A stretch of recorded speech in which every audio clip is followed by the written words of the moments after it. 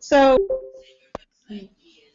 I've been working with Issa Rae for 2 years and produced several of different content with her, from the quad of our short sketches and web content. And what we always start with when you talk about audience, it's the content. And I think that's most important, to, first and foremost, identify your content, what it is that you have to say. And when it comes to identifying your content, there's a few different, rules of the land, I guess you can say. The first being that I'm sure a lot of you are familiar with is your content going to be scripted work, or is it an unscripted work? Is it a documentary piece or a day in the life piece? And I kind of gave a couple different examples. Is it a sketch piece? Is it something where it's a comical, or you get a troupe of actors together and they're going to display a piece of work? Or is it a web series? Is it a narrative, long form piece of content that starts from one end and tells a story through a variety of episodes? Improvisational, it's not really done much on the web, but it is done on like other platforms such as Vine and such. Are you writing for a TV show? And again, all of these are very, very important to identify first and foremost. When you have an idea, how are you going to tell this idea? And there's a lot of different ways to do that. And I think it just depends on your message and what it is that you're trying to get across. Reality TV and documentary, they go one and the same. Even mockumentary lands more in the scripted genre. And then there's transmedia, and if you're not familiar with transmedia or the interactive side of content, it's really came out the last few years, and web series have a lot to do with that. But it's I would think it's one of the hardest content to create, mostly because it's the most engaging content. When it comes to creating something that you have to have the audience engage with you throughout. So the second form of identifying your content is, once you decided, so I'm going to do a web series, you obviously need to know your genre. And a lot of people think of comedy or drama, but I think subgenre is very important, and I will touch on this again in the slides. But it's most important because, when you're trying to target an audience, or when you're trying to share your series and have people watch it, you really need to know who you're targeting. So that usually comes down to your subgenre. Are you for instance, Awkward Black Girl, it's a comedy, but it's also a satire in a lot of ways of, this awkward black girl in a normal world. Is it a musical? Does it have to do with any mysteries or religious elements? We created a web series called The Choir, and The Choir was a web series. It was a comedy, but it was also religious. And, I think people like to tag their content with the first genre. They try to say, oh, it's a comedy, but I think it's so important to think more into that and say, well, what kind of comedy it is. And so you should always have a second subgenre to back up the first. Subject matter. So, you tie this all in, and subject matter, you can kind of think as a log line in some sense of, what is this about? So we talk about the genre, but what is the subject matter? What is the core that is going to be told in a story-like format throughout a series of episodes? Is it, one individual? Is it family? Is it, a person identifying themselves and a coming of age story? Like, what are you telling? And then last but most is, what is the one thing that separates your project from others? And when you look at identifying your content, the most important thing about having a piece of work that stands out from others is trying to find the hook, the thing that most people are going to relate and identify. But if you know that's similar to another show, people are going to be able to recognize your show more because it has this thing about it, whether it's a very great title with, quirky cast or anything that you feel like separates you from other work that's already put out there, you should really think about, what is going to make yours special. And you have to identify that early on, so that way as you go into writing the content and producing it, you make sure that it stays consistent on all matters of the work. So first step, when you want to look for an audience, you have to know what your content is first before you can even get an audience. Very, very important. Is there any questions before I move on with this? Again, I'll kind of come back and touch on this soon, because it leads to everything. Awesome. Hey, Denise, quick question. I think might help clarify. What do you think is the biggest mistake people make when identifying their genres? I think one of the big mistakes you've identified already is not having a subgenre. But like, how do people misidentify their content sometimes? I think it really goes back to research, honestly. I think a lot of it always comes from confusion and, again, the mistake of not having a subgenre is because people do not know they need it. And I think it comes from watching a lot of other content that's out there and seeing what they're doing that's correct and trying to identify, the pieces in their work. So, for instance, I just finished Transparent last night, the Amazon TV show, and, I came into the show thinking it's a comedy about a man who's turning into a woman, and after watching 10 episodes, I'm like, wow, it's a comedy about a family who is going through so much more than just their father turning into a woman. So there's so much in there. I can name tons of subgenres about it, but I think the biggest mistake comes from just not being able to identify what else a piece of content is trying to say. All right. I just skipped a slide. So after you identify your content, the next step is identifying your audience. And I think, again, this is a big mistake of content creators because they tend to think about this after they create your content.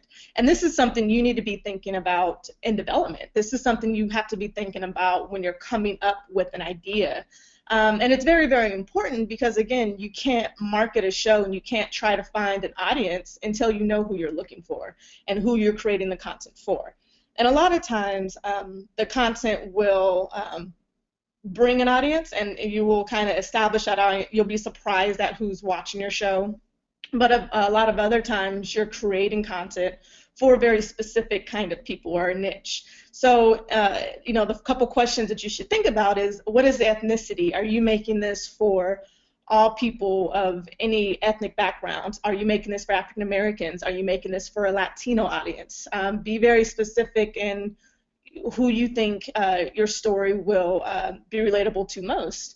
The second part is age, which is very, very important. The number one thing about the web that, again, most people aren't thinking about is the younger demographic, and by younger I mean like the 12 to 18-year-olds, are the most users on YouTube, the most active users on web, period. They're the ones who are watching the most content. And so when we speak about age, it's important to realize who are you targeting and why. You just can't say, well, people who are 30 and over. It's like, well, no, is it people in their late 20s? Is it people in college? Is it people in high school? You really have to be specific in that age group that you're going after, because they have different web. They use the web differently from each other at different times. Again, gender, is it male and females? Are you creating something that's geared towards the male audience? Is it, a coming-of-age story about a boy becoming a man, or is it a female-centric story with a female lead character that you feel more females are going to relate to and watch? Gender is very important. Is there a specific business or trade? And by this, I mean, are you creating content about a filmmaker making their first short film? And then if that's the case, then you're probably looking at, a whole sector of of the creative types? Are you creating content about a lawyer? Are you, what is your, who do you think your content is going to speak to, and is your audience going to be a part of that as well? A lot of people don't think about that, and I'll talk about it more when we talk about marketing, but it's really interesting. Again, it's like thinking of subgenres. It's like breaking your content down and breaking your audience down to be able to get the most eyes possible on your work. Location, another huge red flag about identifying your audience beforehand. Are you making something that speaks about the U.S.? Are you making something that speaks about the state of California?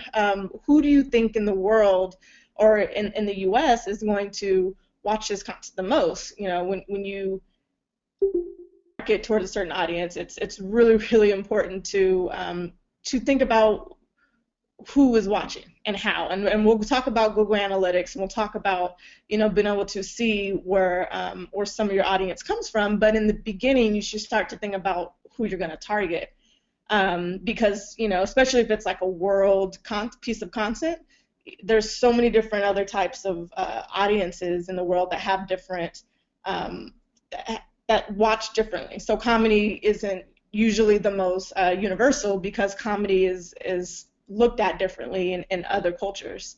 Other social demographics, is it LGBTQ centered? Is it centered towards youth and homeless shelters? Like, what is it, a lower income type of project? Like, think about the social demographics, because again, if you're thinking about this in advance, it's going to help you identify your audience later and try to, again, get the most people to watch your show. And I'll touch and come back to this, but I wanted to bring it up first because identifying your content and identifying your audience should always, always be done when you're developing your show. Not when you're finished shooting it, but when you're thinking about putting it to script form. You should really have this. And even when it comes to pitching or writing a synopsis or writing a treatment, all of this should be in there. And it's something I see a lot. I see this missed a lot. People kind of get right into the story, but people who are producers such as myself or distributors or networks, TV networks, this matters because it kind of shows them who is going to be watching. And again, it's something you should think about first and foremost. I know I speak really fast, so please, by all means, slow me down, or feel free to pipe in with the question if you feel like I'm missing anything, or if you want clarification on anything. Cool. You're good, Denise. Awesome. All right. So for example, I'll use Issa Rae's audience, and this is based off of us kind of being able to pinpoint the audience of our watchers through different stats and analytics, and this is also just us creating content and kind of knowing who is going to be watching. So our audience is primarily female. We skew about 76% female for most of the content we create. It's a huge number, but we know that whenever we do something, that if we can pinpoint and target a female audience, they're going to be the ones who are going to share our content the most, because they feel very relatable to Issa, or they feel very relatable to a lot of the cast that we put in. Most of the content we make is for the African American community. And I'll even subgenre that, but Issa is from Senegal, so like she loves pinpointing, people in Africa and people who are also other Senegalese people in the United States. Social outcasts, and I say that because she created this following from Awkward Black Girl that kind of has stayed with her, and therefore we get a lot of people who feel so relatable to her and watch her shows because they just feel like they understand her voice. A big audience of ours are people who are currently in college, or people who are college educated. And I think that stems from one of her first web series that she did, The Dorm Diaries, that talked about college life. And Issa was closer to that age, and our audience has kind of stayed within that demographic. It was the people who tend to recognize her brand and her work the most. And I think another subgenre of that is aspiring filmmakers and writers. A lot of times when we put out content, because Issa's been able to be such a huge inspiration to other content creators that also tend to be a part of our audience, and who people we can rely on to, share our content or give us feedback. So again, this is just to kind of give you a wider example of the things I just kind of talked about, but in an example of how we kind of create the content that we create now. And these are things that we're always constantly thinking about when it comes to marketing and developing content, knowing that this is our target audience.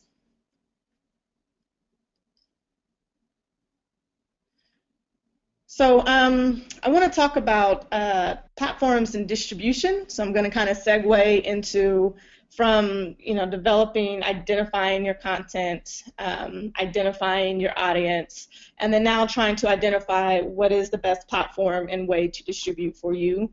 Of course, everyone knows about YouTube. I could do a whole PowerPoint presentation on YouTube and how to use it or what's the best methods to use it, but I definitely wanted to just have you aware of two other major platforms that are not as huge as YouTube, but most people have heard of it in the content, in the creator community. So yes, YouTube, the biggest pro about using it and the reason why everyone tends to go to it is because everyone has heard of it. There is not one person from your grandmother to your 3-year-old nephew or niece or daughter or son. Everyone is familiar with YouTube because they were the ones who were here first. And because of that, it tends to be the first go-to platform for distribution because it's easy. It's in everyone's web browser. It's on Facebook. It's kind of the go-to video platform that has everything you need in there. And they definitely have done a lot of improvements over the years to be able to compete with others. But if you ask yourself, well, why does everyone use YouTube? It's because there's no marketing behind it. And when people are already familiar with the platform, it makes it that much easier to direct them there. So the only con that Issa and I always run into is that there are very, very strict copyright restrictions on YouTube, and that comes from trying to use music that you don't have rights to or clips that you may not have rights to, and they've become very advanced in having this way to recognize that. And you may think you can get away with it and upload a video, and it may be 10 seconds of an Usher song, and you'll get an email that basically says you can fight it, but it says if you don't have the rights to it, we're going to flag you and take you down. And it's made it really difficult for independent artists and creators to be able to just create content to a piece of work and put it out there. And it does suck because it hadn't always been like this. But what it did allow is for you to be more creative and inventive about really being a great producer and saying, I guess I have to go find independent artists. I have to go find other pieces of music work that is similar to this, but that I can get the rights to and that need the exposure just as much as I need the music. And it's the one thing about using YouTube as a platform is I would say think about music in advance. Think about what you're going to do if you do have a copyright issue, because it is important to get your clearances so that way your video can stay on there. So if you have questions about that, by all means ask them because it is really tricky, but those are the pros and cons about YouTube. Now I'm going to talk about Blit.tv. So Blit.tv, I remember coming around when I was in college, and it first did start off as just a video place similar to Vimeo where people can just upload certain content, and then a couple years ago Blit kind of changed their strategy, and they went towards more of a serialized content kind of platform. So it's interesting because, again, you may not heard of it, and they're not as universally known, such as YouTube. But what Blit does a great job of is they're kind of a funneler of only serialized content and web series. They don't really do one-offs. They're not, doing the cat sketches and videos and the user-generated content of people doing video diaries. There really are a place for people who are serious about creating serialized stories and wanting a platform for that. And so it's created a certain community that are really into that and that are really they support each other. And the only con about Blip, as great as it is that it's not as familiar as YouTube. A lot of people aren't going to be flocking to blip.tv and saying, I wonder what new shows they have on today. So that is the downfall. You will have to use more of a push marketing-wise to get people to the platform and to share it. But they do have the same social media tools and links as do a lot of the other platforms. And then there's Vimeo. So a lot of people have heard of Vimeo, and it's always YouTube versus Vimeo and what is better and why. So, I think the biggest pro about Vimeo is that it is the best site and platform for high-quality content, and that's because they're just able to bring an HD resolution better to their platforms better than YouTube has been able to. And now the only con, though, is that Vimeo isn't a place where things go viral. People upload a video to YouTube, and because everyone is searching through YouTube and randomly browsing what people like and share, when people upload something to Vimeo, doesn't feel like it's out in the open as much. And so people who tend to actually browse the site and look at the videos are more of the creative types who are in the creative industry, so filmmakers and cinematographers and different kind of artists, and they're more supportive of each other and provide feedback and will, actually critique your work and give you any kind of advice that you're looking for. And those are the kind of people that you will see commenting and sharing your video. And it's a lot harder to kind of break through the mold that way. And it's really different. It's really more of a community-based platform, which I found interesting because, again, why is YouTube the best? Because it's just a platform where anyone and everyone puts things on there. So those are the three. There's tons of other out there. I'm sorry, I'm going to answer this question. So just Blit TV is a part of Maker Studios, which is partnered with YouTube. Do you think this will help it to grow over time? So I think so, but one thing that's really interesting about the conglomerates and a lot of smaller platforms getting by is I think Blit TV will, and I think Maker bought Blit TV in hindsight of wanting to create a competitor of sorts and a place for, again, serialized great pieces of content in hopes to, eventually grow to television shows and the likes. However, as much as it will grow, one thing people have to understand is YouTube has about, a 5 to 10 year push, or I guess they came out way before the others did. And it's so hard to catch up. You really have to be able to grow Blip into a place where it has things that YouTube does not. And I think that's the hardest part about it is how do you put a brand out there and make it better than something that's just been around longer. So it's going to be interesting to watch. I do think it's going to grow, but I don't know if it will ever surpass YouTube as the place for distributing content. Okay. So furthermore about the platforms, all platforms usually have this, but I want to point them out individually so that way you understand when I say you can use any of those platforms, and they all have these, but these are the most important part. Social media plugins. It's very, very important that you're familiar with it, that you familiarize yourself with how they work and how to share on different social media sites. From the links enabling to people being able to just click the Facebook logo under a video and have it post to their status. It's very important because it's obviously how you're going to be able to market and reach the most people in an audience.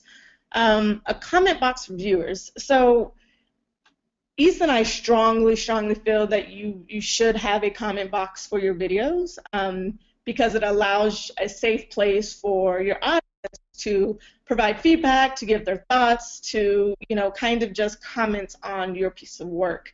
And I know a lot of people who do not like it as much, and it's mostly because they don't want the negative feedback, they don't want the critiques. But I'll talk about this later when audience engagement, but to us, it's so important to be able to enable a comment box for people to give their thoughts, because you want to know what people think, so you know what to do better, so you know what to fix, so you know how to. You're not going to be able to please everybody, but if you have a comment box with 1,000 comments and 800 of them are telling you they hate someone's storyline, or they just absolutely do not like, the way you're shooting something, or whatever it is, if more than enough people are all agreeing on the same kind of comment, then you know you have a problem. And it's just a great way that you can measure, your content. And again, we'll speak about it when we talk about engagement, but you absolutely do want a comment box for viewers. It's the best way to be a fly on the wall and hear what people think. The ability to upload as a private or public video.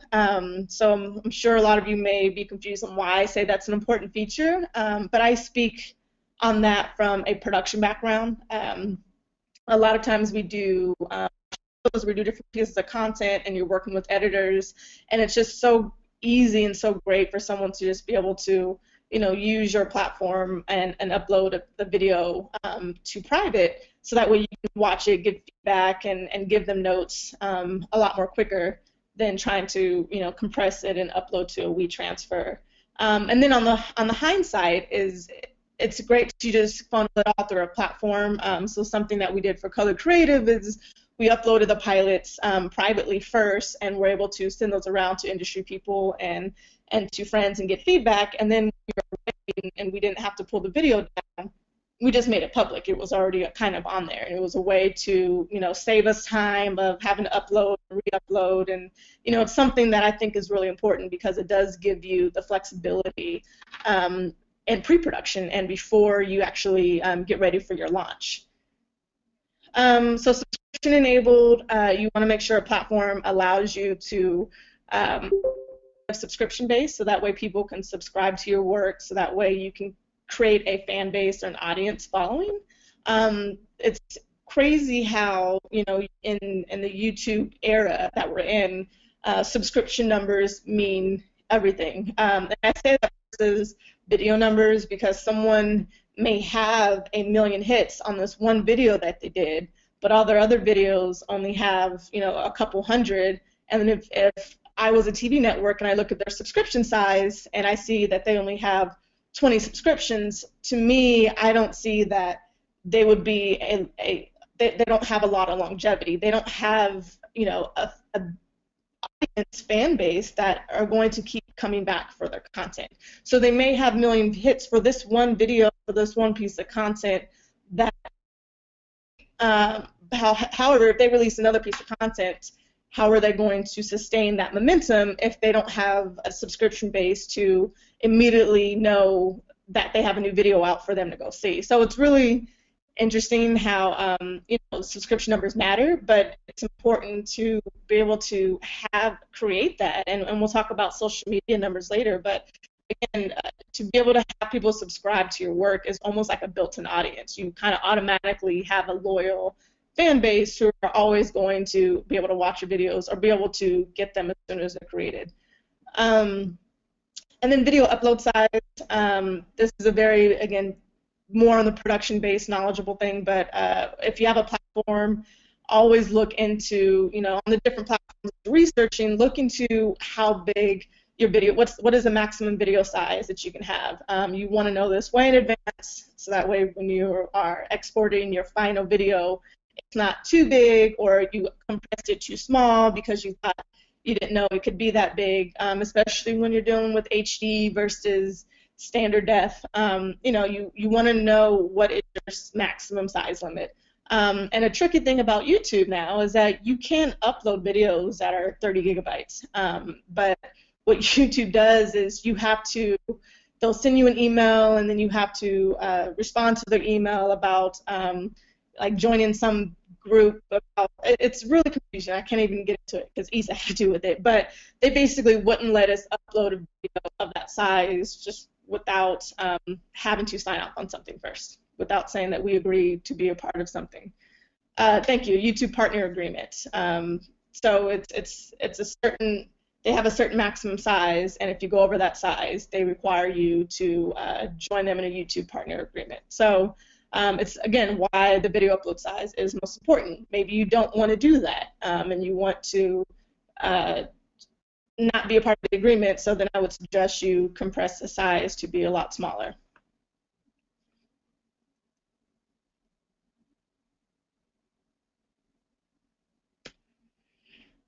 Okay, so is there any questions about maybe the first couple slides, because I'm actually going to get into more of the marketing side of things, and I'm going to show you guys a couple of clips, and then we're going to, I'll talk to you about them.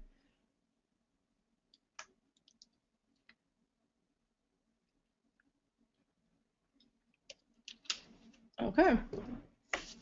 So based off of everything we kind of talked about so far, we're going to get into marketing, and I'm going to show you a couple trailers, and I really try to choose 3 different trailers that I felt were different in content, different in audience, different in marketing, and different in time. Because we'll talk about length of trailers, but I want you to watch them all and pay attention to those certain kind of things. And I'll speak about each trailer afterwards before I move on to the next one. But again, think about the content, the audience, the story, and then like the length of the trailer. This melon, Brian D's chances of making JD's tryouts are over. You're telling me you have one last shot at your dream and you're just gonna walk away? Looks like your fable ends here. It's not about getting back in, it's about one last chance to play with the best of the best. You know what gaming's about, Brian? It's all about the game. Boom. Fully outside.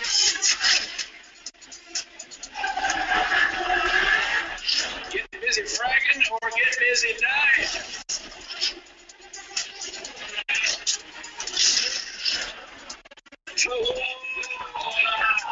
That's a turtle game. Get over here.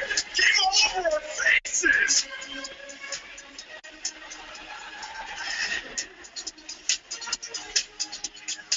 How crowd-eyed that kid can play. I hate that kid.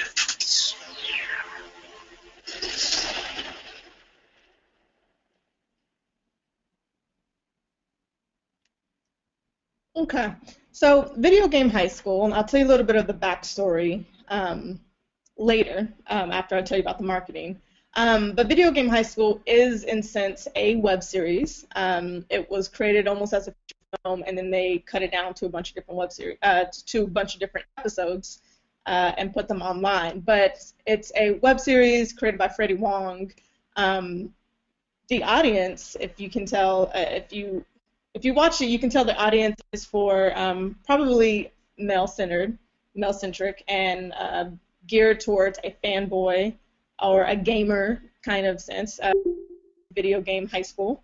But you have to think about marketing-wise. Well, they're probably trying to go after those the market who are really avid game players, whether online or at home. And it's action. There's a lot of action. That's a subgenre. There's a little bit of comedy in there, but it's primarily a story about a kid who is involved in this cyber world of a video game that kind of takes the person inside the game and gets to play with their colleagues. So it's really popular. It's a really popular series. I got a lot of acknowledgement because Freddie finances himself, has a high production value, and they completely did it independently. But, it's an example of a trailer, and this is about a minute long. Oh, I'm sorry. This is about a minute long. Oh, what did I just do? It's about a minute long. I cut it down from 2 minutes, actually. So I felt like about half of it was the better part of it. But again, it just kind of gives you an idea of some of the things they thought about when developing the show, when pitching this show. They knew who their audience were, and they created a trailer for their audience. So we'll move on to the next trailer. This is a show called The Choir that Issa and I produced over a year ago.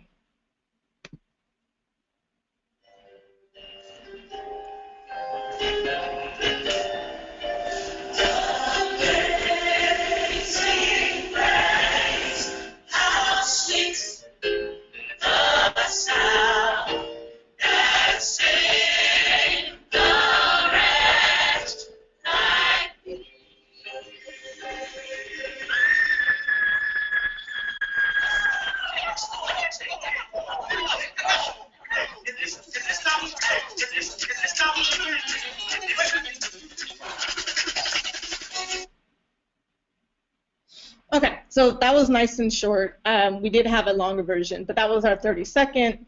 It was the first trailer that we released, and a lot of it, let's talk about first about what the content is, right? Looks like it's about a comedy. It looks like it's an ensemble cast. It's has to do with not your ordinary church. It's religious theme. The title itself, we'll talk about titles, but between Video Game High School and The Choir, the titles are really telling you this is that show. Video Game High School, what is it about? Oh, it's about a high school or a video game high school of some sort. So even if you're watching the trailer and you're not understanding it, you at least get the brands. The Choir, if you watch that trailer and you're asking yourself, well, what is the show about? It's probably about the choir, this ensemble of characters and what they go through. And I love this trailer because although it's 30 seconds, I like that we trailed in for the first 20 seconds of what seemed like your normal, your normal everyday choir, and at the end we wanted to show it and flip it on its head, say, but this is, there's going to be things that not what you expect from a civilized choir, I guess.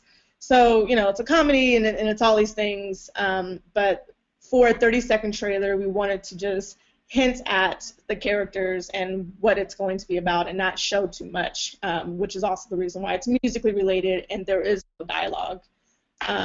So, again, something to think about when you're creating trailers, when you're thinking about marketing, you have to tell the story in a certain amount of time. So I'm going to show one last one, and I chose a nonfiction trailer. Just for those of you who are maybe thinking about creating a piece of nonfiction content and wondering, well, how do you create a trailer that tells a story and also tells you who your audience is going to be and how to put that together. So this was more of a higher-end trailer, but we'll go ahead and watch this. In an impossibly large world, across every ocean and every border, there is a game that finds ways to connect us all as one, over and over again. A game that brings hope to places where there seems to be none, that offers common ground in the face of strife, that leads uplifting memories to last for generations to come. Coming this spring, a collection of stories that reveal how the game invites us to believe, asks us to think, and compels us to come together.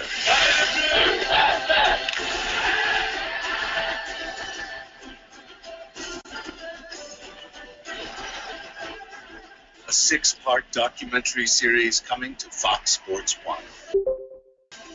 Rise as One.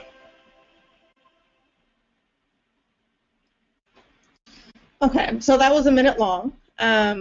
What I love about this trailer, especially for a documentary series, is that you get, you get it in the title, but you watch it and what I always loved about documentaries is the relatability, the ability to watch it and become emotionally connected to the stories, and one way or another. And even with this trailer, at least for me, I felt that. I watch it and I feel these different stories, and I'm compelled to want to watch them play out and see how they all are going to be connected. And it's very inspirational. It feels uplifting. It's obviously targeting a soccer audience, a sports fanatic kind of audience, people who are really interested in how that connects the different cultures and the different worlds. And you get that you're going to be able to get a slice of life kind of story from the series and what they're going to show. So when you're dealing with nonfiction, they obviously had a voiceover element. They chose not to use dialogue from any of the series pieces, and there's a musical element to it, but they were able to compile all of the stories in one trailer. If you got that, they were able to show you the different visuals, and these are the places that we're going to take you. And I think I'm going to go ahead and go to the next slide. But when you're dealing with trailers and clips, besides creating 2 different ones, you should show the subject matter, you should show the genre, and you should show the hook. All of that should be seen in the trailer whether it's 30 seconds long, whether it's 60 seconds long. You just have to have someone watch it and know what it's about. There's nothing worse than showing someone a trailer and having the person who just watched it ask you the question of, well, what is it? Or what is it about? I don't get it. And you never want that. You want someone to watch it and say, well, when does it come out? When are you releasing this? How can I be a part of it? And the trick of creating a great trailer is just being able to show all of that. I have a question here. Do you know anything about the licensing of the soccer archival footage? I suspect it was paid for since it was branded entertainment from an established network. A good question. I don't know anything about that. I have worked on documentaries in the past and went through the archive footage route. So if you're interested in getting archive footage, what you should do is, there's several organizations and foundations and websites, including like the CNNs of the world, who do license different kind of. You can also get it from Getty, but they license archive footage for for a fee, and the fee varies in the length of the clip that you want to use. So you should know if you need 30 seconds of it. You should know if you're going to need 5 minutes of a clip. It varies from how you intend to broadcast it. So is it web only? Do you need all the rights to all sorts of platforms? Do you want the rights for TV? Do you want the rights for movie?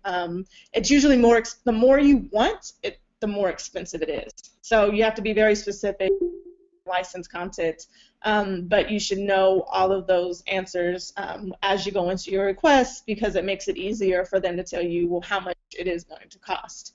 And if you get someone who's really helpful, they'll be able to give you smaller, other kind of clips that for smaller prices.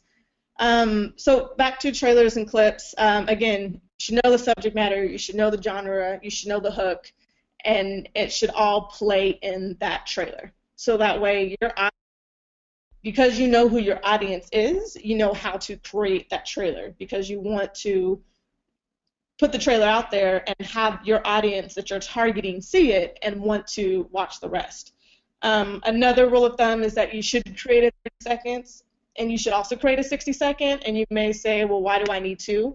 With The Choir, for instance, that 30-second clip, showed no dialogue, was really like fun and just really quick. However, we do have a 60-second that shows more of the story, that actually has some of the one-lines from some of our favorite episodes, and you're able to just explore with it more.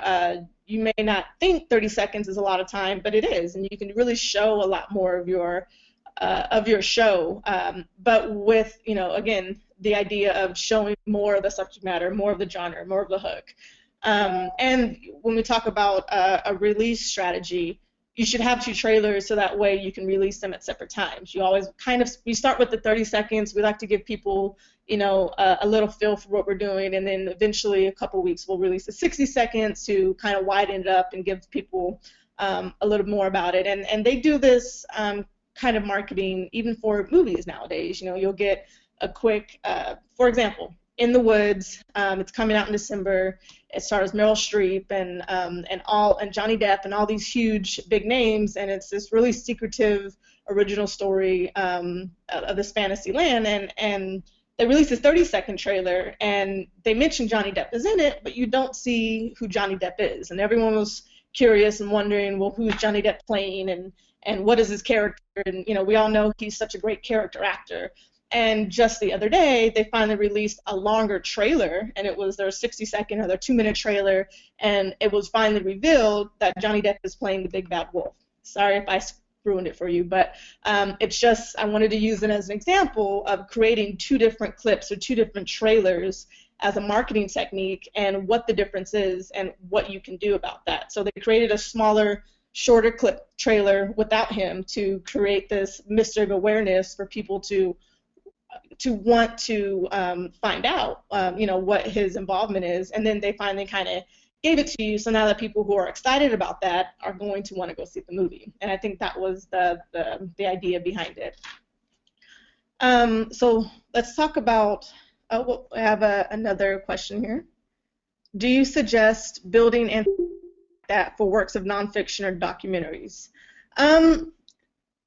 I I think so. I think when it comes to nonfiction and documentary work, what you can do with the shorter trailer versus a 60-second trailer is show more of the story, and more of the characters. And I say that because for example, the soccer commercial we just watched, that was 60 seconds. And in 60 seconds, it showed you, it had a voice, but it showed you all of the different countries, and it showed you the faces of different people that they're going to be talking about. And I think if you were to think about that in a 30-second way, in 30 seconds, they would probably focus on just telling you what they're going to be doing. It will probably be a 30-second clip of, a little boy playing soccer in another country, and then maybe juxtaposing that with the little boy playing soccer in the USA, and finding a way to minimizing your story and one or two shots, because you don't have a lot of time. You want to compress it and still get your story across, but maybe not show as many images as I did. And it's really, I think the best thing about it is the creativity involved. It really is an opportunity for you to think outside the box and say, what is the best way to market my project? You never just want to put, a clip of a scene out. Like, you really want to be able to compile and piece together the best parts of your documentary that you feel are going to draw in an audience. I have another question about platforms and distribution. Is there any advantage to spreading your content across platforms? For instance, could Blit TV be used for the main series content and YouTube for promotion? Absolutely. I absolutely think that there is an advantage, and it's more of an advantage for Blip and for you and for the Blip community, because, again, YouTube is one of those places where everyone is familiar. And I think if you're going to do that, the most important thing about promoting on YouTube and putting people to another audience on another platform is being able to be very clear about that, because if you're not, people may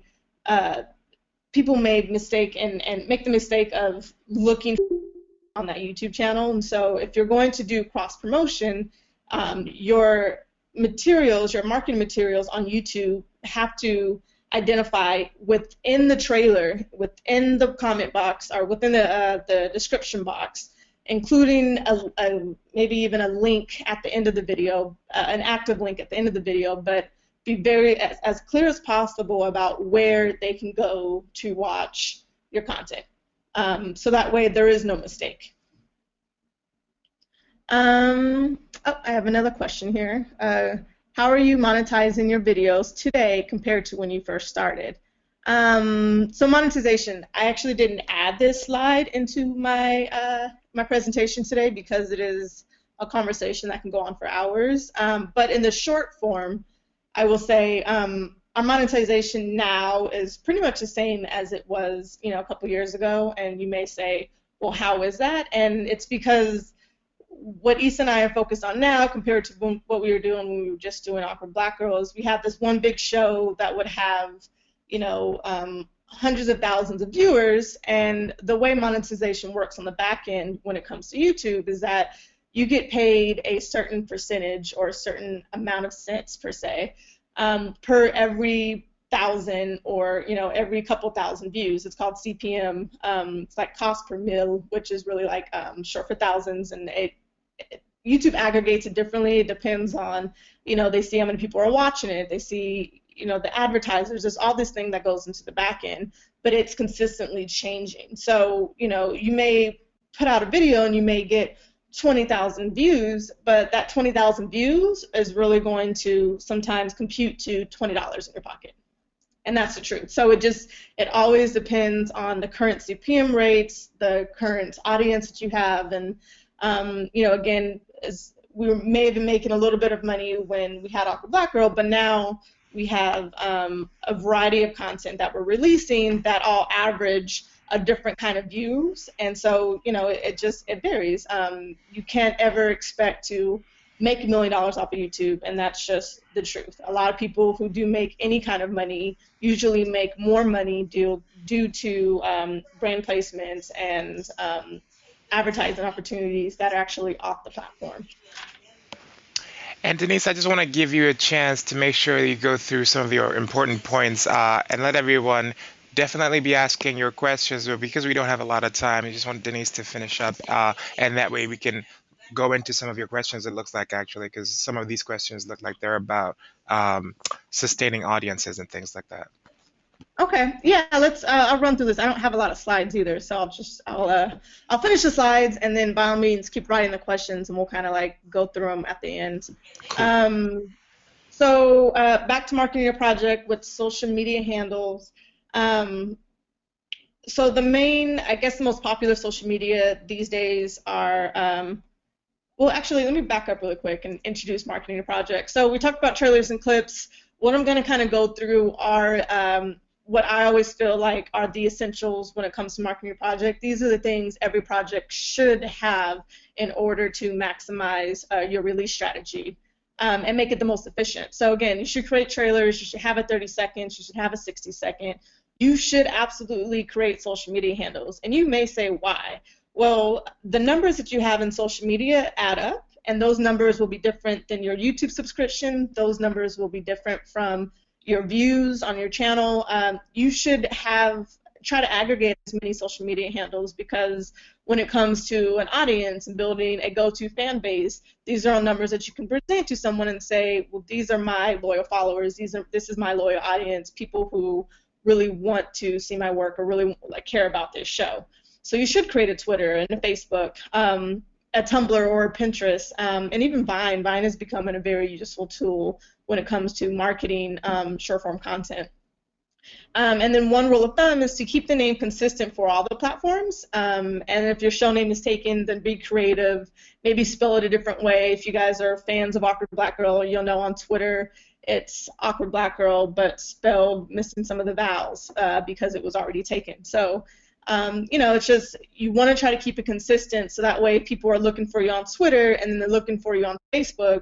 The names are one and the same, and it just makes it easier for people to go to, and it makes it easier for you to market. So if you put an @ your show name, then people know that they can put that on Instagram. I forgot Instagram on here, but they know they can find you on Instagram that way. They can find you on Twitter that way, and it makes it an easier marketing tool for you. You should build a website. It can be the most basic website ever, but you should absolutely have one, because although on Facebook you can kind of build out all the info about your show, a website just makes it more efficient and easier for people to scroll through in it. And you never know how big your show can get and what kind of brand you can create. So if you create a website in the beginning, and it could be, again, very basic, but at least you have a base and you have something to grow from as you get bigger, and you're not starting too late and going backwards. So you want people who are interested in the show to try to, of course, find you on social media, but then also go back to your website, so that way they can find more info out about you and more info about the show, and when the next episode are coming. And if people are avid fans and they want to share with other people, a lot of times people will Google it and the website will be the first thing that comes up. So it is something that I always recommend.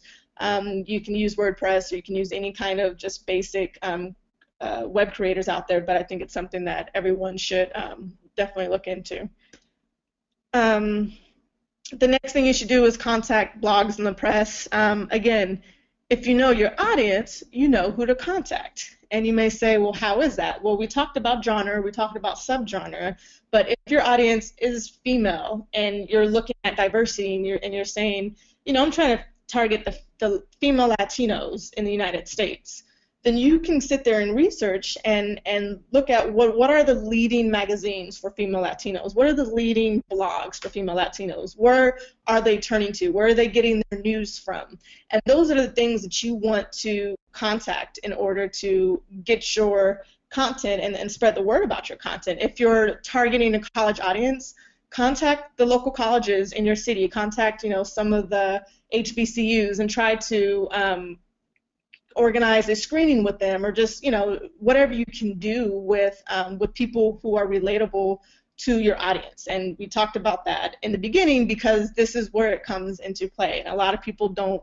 make this connection. A lot of people don't think about it, and they think they should just email Huffington Post and ask them to write about your show, but I think it goes much more farther than that, and I think it really goes into how do you find your audience, and then on top of that, who are the best outlets and to speak, to review your audience, to just even repost your first episode and get the word out there.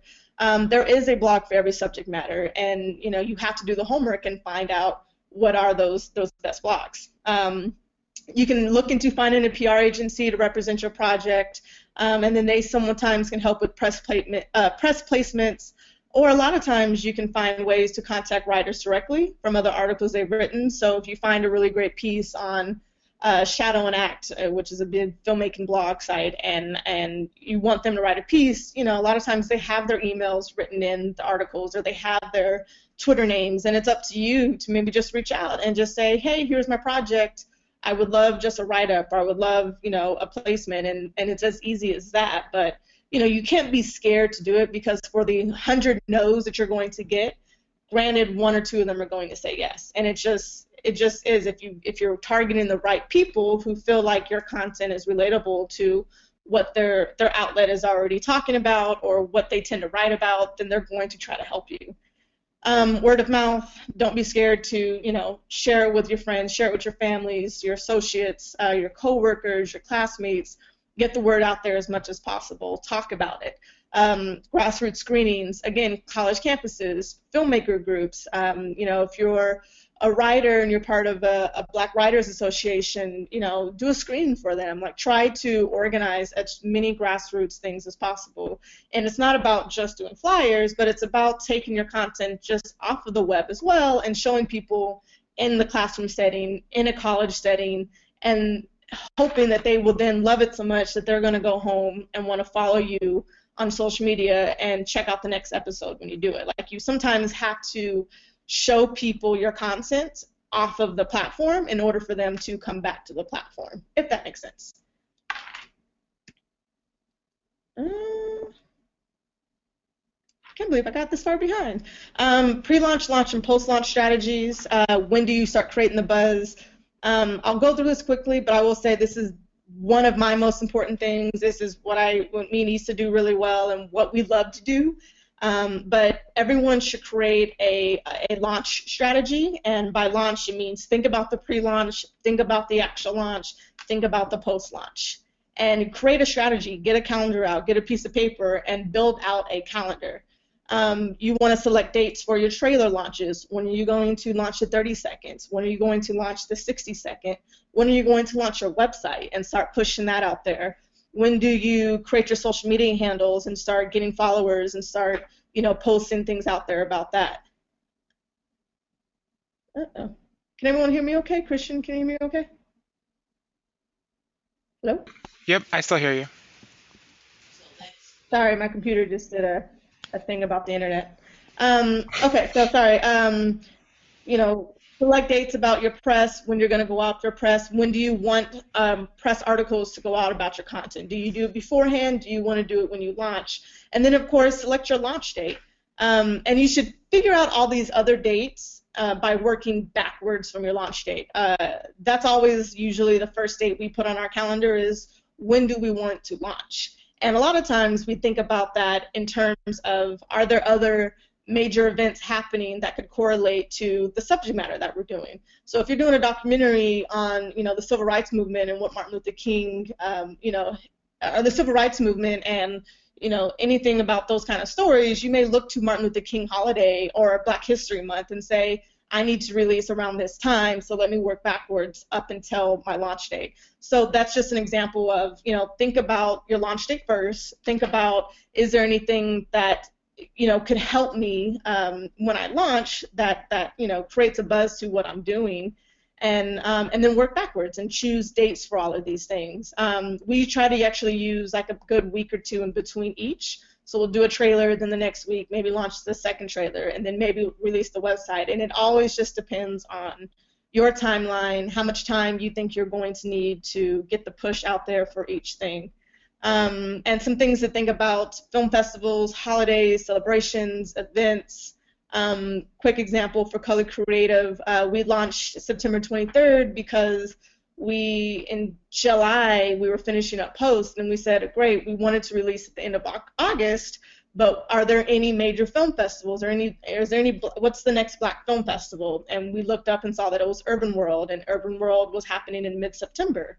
And when Urban World said, sure, we'll collaborate with you, please, have your exclusive New York premiere here, we decided to push our release back until after we were able to do the Urban World release, because we knew it was just going to help give us more press and give us a bigger push than what we could have done alone. So just an example of just thinking ahead and trying to think outside the box when it comes to marketing your project and collaborating it with other things that are out there. Because you aren't alone, and you shouldn't have to feel like it's just going to be you marketing your project by yourself. You have to find those aggregators and people who are going to support you, and ways to get free marketing, get free press, just because your subject matter may correlate with something else that's really popular right now, or that or something else that's everyone is already familiar with. And Denise, this is just Christian with the time change. Just to let you know, we have about 10 minutes or so left in the session. Just wanted to give you that heads up. But yeah. I know. I had no idea. I thought I was gonna go through this, guys, in 20 minutes. So I am sorry. No worries. So we'll talk about engagement. This is probably one of the last pieces that I do talk about. It is one of the most important parts of creating content, because once you create it, once you put it out there in the world, you definitely have to do your part to engage with your audience and keep it moving. So, we talked about this earlier, but listen and read through the comments and the feedback that people are giving you. Sign your website up for Google Analytics, and visit your platform's analytics. So YouTube, Vimeo, all of these platforms already have built-in analytics for you to go back and kind of see who's watching or who's visiting your website, where they're coming from. I'll show you a quick example of that. I have a slide of a screenshot of our Color Creative website analytics, but it's very helpful, and if you have a target audience, then to kind of go look and see, are you hitting that target audience, and if not, then who else is watching, so that way you have another angle to market from. Respond to questions on social media. People are tweeting you and asking you questions about your content, or writing on your Facebook page. Be active and engage with them and answer their questions. And then create a dialogue with your followers and your fans about your show. Even if you're still building your audience or building your fan base, and you may not have as many followers as you'd like, those followers that do follow you are probably loyal watchers, to where have fun and create the dialogue and make them feel like you're not using them just to get a view. You're using them so that way you want them to be in your on your side, so that way they can be a supporter. So an example is just the other day, Awkward Black Girl has been off the air for almost 2 years now, but we have a social media person that is very great at this, and just yesterday she on Facebook asked ABG Nation, what was the last ABG episode you watched and why? And it may seem very, very benign and very little as far as asking or engaging in a conversation with your audience, but here we are 2 years later, and we're still keeping in touch with our audience, and we're still, engaging conversation, sparking conversation, and having them know we're still here. And we're curious to hear your thoughts, and it's great to just keep the dialogue going, and we like to do this a lot, either on Twitter or on Facebook. We'll ask people, what's your favorite TV show right now, and it is a way to just have people feel like they have a direct connection to a creator or to a show and a brand. Here's my Google Analytics example. This is from our Color Creative website. And again, just to show you, how this could help you, this is our overview of our analytics, and you can see, to date we've gotten 5,000 hits from people directly at creative.com.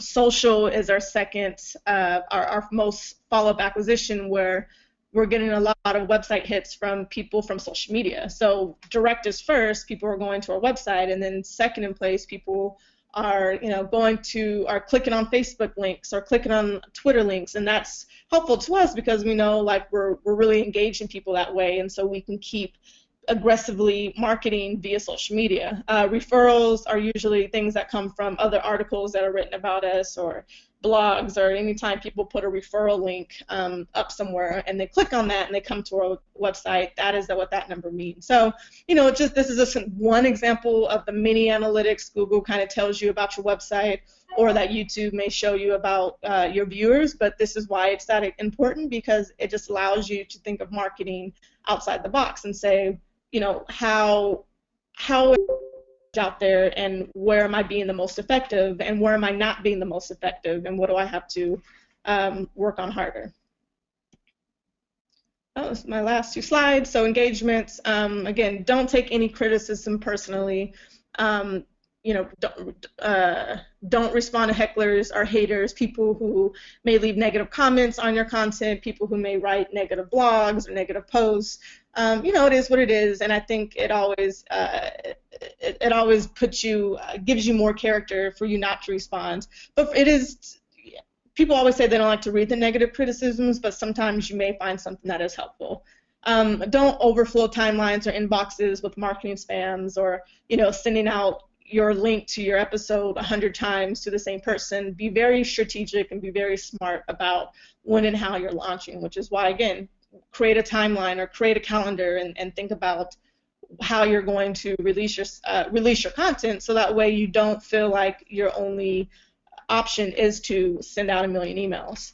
And then don't expect your audience to come to you. And I say that because you may create a piece of content, you may put it up on YouTube, and then you may sit there and wait for the views to come in, and they'll be really slow because the only person watching is me. But I talked about all this stuff beforehand because it's so important to you to find your audience, to know who your audience is, so that way you can go after them. You can put your content in front of as many eyeballs as possible because you're seeking them out. They're never going to be able to find you just off of a Google search. You have to be able to put the content in front of them.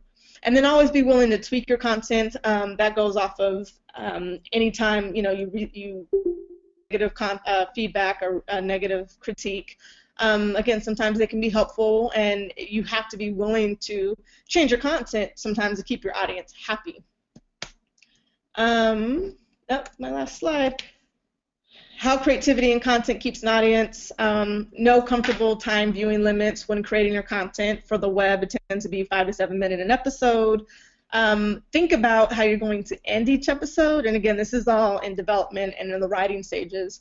Are you going to keep an episode open-ended, which means it's going to always have a cliffhanger, and it's always going to, people have to see the next episode to know where the story is going to go, or is each episode going to be closed-ended? So if you're doing a piece of nonfiction work, you may choose to do a different, 6 different stories, and each episode tells a different story for a different subject, a different person, or you may tell 6 episodes of the same story of 2 or 3 people. But it's up to you to decide how are you going to tell that. Cliffhangers, or is it procedural episodes? A lot of times it's great at the end of an episode to give a sneak peek of the next one, or to, for ABG, we would throw up a title card about what the next one was about, or what the title of the next episode was about, to keep people, wanting to come back and see what that means. Keep your stories condensed. Don't try to tell everything at once. And I say that because, again, you think about your subject matter, think about your characters in your story. You don't want to tell people, you don't want 10 characters to have to explain this people. You want to have to be able to keep these stories really condensed and really streamlined. Easily identify your talent and who the audience should care about. That goes back to keeping the stories condensed. It's always great when people feel like they can really relate to one of your characters or your subject matter, or who it is that they should be watching to relate to. And the last, but very not least, how would the audience relate to your story? And that question goes back to the subject matter. How are you going to bring the audience in, make them relate to the message you're trying to say, and then make them come back episode after episode? And that, Christian, is all that I have. Thank you so much, Denise. I think we might have room for maybe one question, and Denise can answer it. And Denise, if it's okay with you, we can make the slides available afterwards, just so people can go back and listen and watch through your points, because all that information is super helpful. Yeah, absolutely. I'm looking through the questions right now. Okay, so people know about Patron. I see a question about these are two good questions actually. Lena asked, what is the best way to grow your followers, friends, and so on? I know word of mouth is good, but what about other methods? You know, one weird thing is, and I say weird because I do it, and I caught myself doing it the other day, but when people follow me, I always look at who's following me. Like I get a notification about, Twitter follower or Facebook friend request, and I'm just nosy, and I kind of look at the other person's profile. I'm like, well, who is this? And if I see it's, a content creator, if I see it's someone, it's a show, I tend to look at the show. And, one way to kind of grow your followers, especially before you've launched your content and before you've started putting your brand out there, is to follow certain people. And then even, it doesn't hurt to tweet certain people and just say, hey, I just want to let you know about my upcoming show, and tweet them the trailer. And, and don't do that to 200 million strangers, but it always helps to have people retweet that. And you want to try to grow a following organically and not by, spamming thousands of people. It's just trying to have other people try to support you, because it's all about, social media is really about sharing and about other people kind of collaborating with you in that way, if that makes sense. And then someone asked about if and how Patron is helping Color Creative become a sustainable enterprise. It definitely is. Patron, for those of you who don't know about Patron, Patron is like a crowdfunding website in a way where it allows content creators to kind of allow their audience members to buy in on monthly packages in order to keep content going. So it's something that Issa's done for the Color Creative brand in order for us to be able to continue financing other people's shows. And it's also helped us gain an entirely separate loyal followers and fan base. I talked about social media numbers and subscriptions, and it's all about numbers, whereas now we can look at our Patron numbers and say that this is a completely different loyal following and loyal fan base of people who are so dedicated to the content that we create that they are even want to financially contribute to the content that we create, if that makes sense. Cool, cool, cool. Well, thank you so much, Denise. I think we'll cut it off there for today. But you've given us so much great information. I don't even know where to start. But yeah, thank you so much. Thank you so much. We really, really appreciate it. And again, guys, if you get a second, please complete the survey. It's a very brief one. It'll really help us find more amazing instructors like Denise to give you information that will help you with your MBPC 360 application. So that link is right there in the chat window. If you could complete it for us, we'll appreciate it. And this recording will be up on the website by tomorrow afternoon for you to share with others. And hopefully we'll have Denise's slides as well. So thank you again, Denise. You've been super, super helpful.